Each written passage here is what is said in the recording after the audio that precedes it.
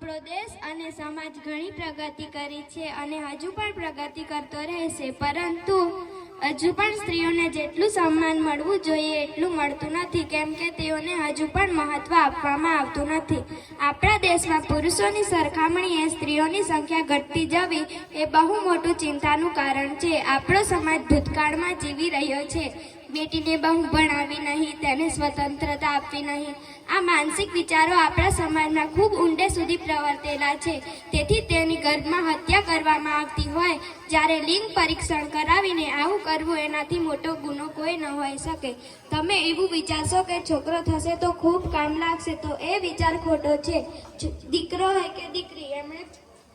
હોય કે દીકરી ભગવાનની ઈચ્છા સમજીને એનો સ્વીકાર કરવો જોઈએ, કેમ કે પહેલાથી જ કોઈ પણ વાત વિચારી લેવી એ બહુ ઊંચ વિચાર કહી ન શકાય. હવે આપણે સમાજને બદલવાની જરૂર છે. દીકરો હોય કે દીકરી, એમણે ભણતરથી અળગા ન રાખી સૌથી મોટું કન્યાદાન એ શિક્ષણનું દાન એ સૂત્ર અપનાવવું જોઈએ. આપણી ભારતની સંસ્કૃતિમાં સમર્પણ છે, ત્યાગ છે, અને જો ત્યાગનું પાત્ર હોય તો તે છે દીકરી. પોતાના ઘરમાં દીવો કરે એને દીકરો કહેવાય અને બીજાના ઘરમાં જઈને દીવો કરે એને દીકરી કહેવાય. દીકરી તો 3 કુળને તારે છે, બાપના, મોસાળના અને સાસરીના. દીકરો દીકરી એક સમાનની સંકલ્પના છે. માતા પિતા સાસુ સહિત સૌ કોઈ સમજાવે તો તે સ્ત્રી. ભ્રૂણ હત્યાના મહાપાપનો સિલસિલો વધતો અટકે એટલે જ કહું છું કે દીકરીનો છે એક જ નારો, ભણતરનો છે અધિકાર અમારો. અસ્તુ. જય હિન્દ, જય ભારત.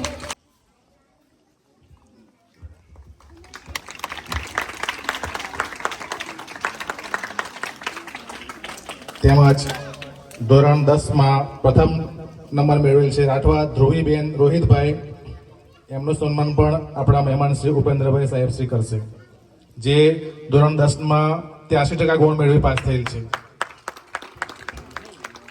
ઉપસ્થિત નહીં તો એની બેન ઇનામ લઈ લેશે.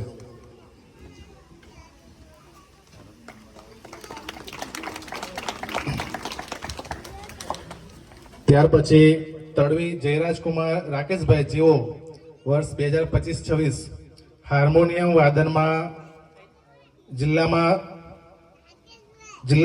કક્ષાના કલા મહાકુંભમાં પ્રથમ ક્રમ મેળવેલ છે.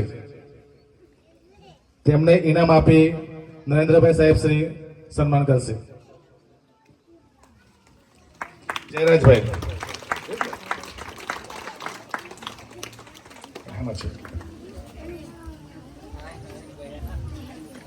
ત્યાર પછી કલા ઉત્સવમાં રાઠવા શિવાંગીબેન સુરેન્દ્રભાઈ, તેઓનું સન્માન ગામના સરપંચશ્રી ઇનામ આપીને કરશે.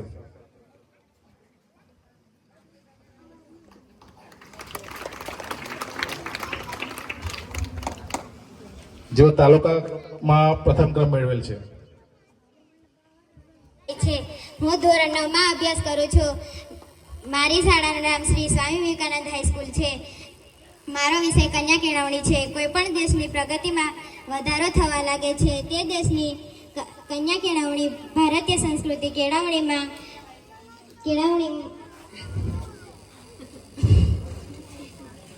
દરેક છીપમાં રૂપી છીપમાં વધારો થવા લાગે છે. શ્રી સ્વામિનંદ દયાનંદે લખ્યું છે કે એક શિક્ષિત પુરુષ એક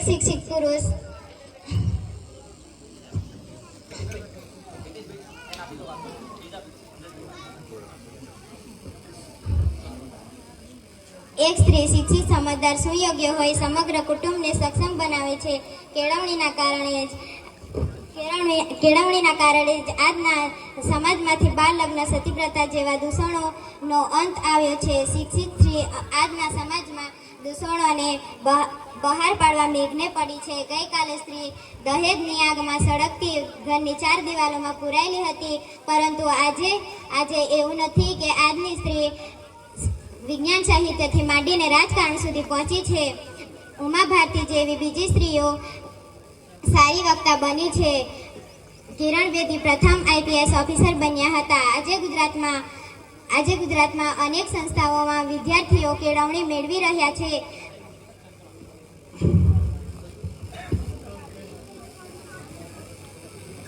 ભવિષ્ય 21મી સદીના ભવિષ્યને ઉજ્જવળ બનાવશે.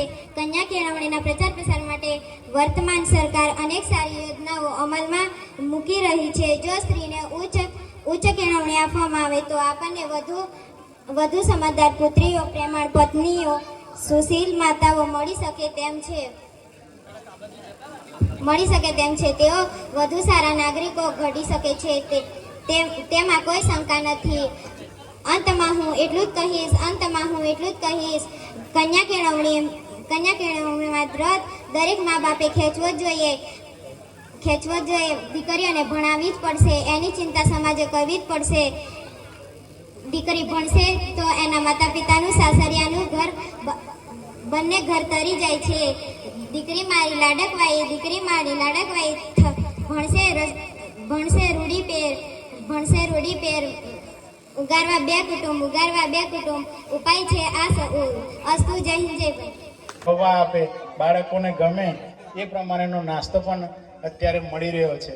તે જ મુજબ સીઈટી પાસ કરે તો આપણે રેસિડેન્શિયલ સ્કૂલમાં જવા મળે. એનાથી આગળ વધો તો કદાચ ના જવા માંગતા હોય તો આપણે કરાલી પ્રાથમિક શાળામાં જોઈએ તો શિષ્યવૃત્તિમાં પસંદ કર દર વર્ષે 5,000 રૂપિયા એમના ખાતામાં પડી જાય છે અત્યારે. અને જોઈએ 6ઠું અને 7મું, 8મા પછી 9મા ધોરણમાં જેવા જશે એટલે 6,000 પડવાનું ચાલુ થઈ જશે. એટલે છે એમ 12મા સુધી એમને આ પૈસા પણ સરકારશ્રી દ્વારા પ્રોત્સાહન રૂપે મળે છે. એવી જ રીતે આપણે કન્યાઓમાં પણ નમો લક્ષ્મી અને નમો સરસ્વતી અંતર્ગત પણ દર મહિને 500 અને 750 લેખે આપે છે. તો ખૂબ આપણને મદદ મળી રહેલી છે. તો આપણે એને ખૂબ લાભ લઈએ, ખૂબ આગળ વધીએ. સાહેબ આપણે અહીંયા છે, હમણાં જ અમે સજવા મુકામે ગયેલા તો થોડુંક એમને શિક્ષણનો રસ છે તો શું કરવું, કઈ રીતના આગળ વધવું એ પણ બાળકો સાથે ખૂબ સારી ચર્ચા કરી. અને મને પણ એમ કે ચર્ચા કરે મને પણ જાણવાનું એમ થયો આનંદ, ઈચ્છા હતી કે સાહેબ કઈ રીતના વાત કરે છે, શું છે.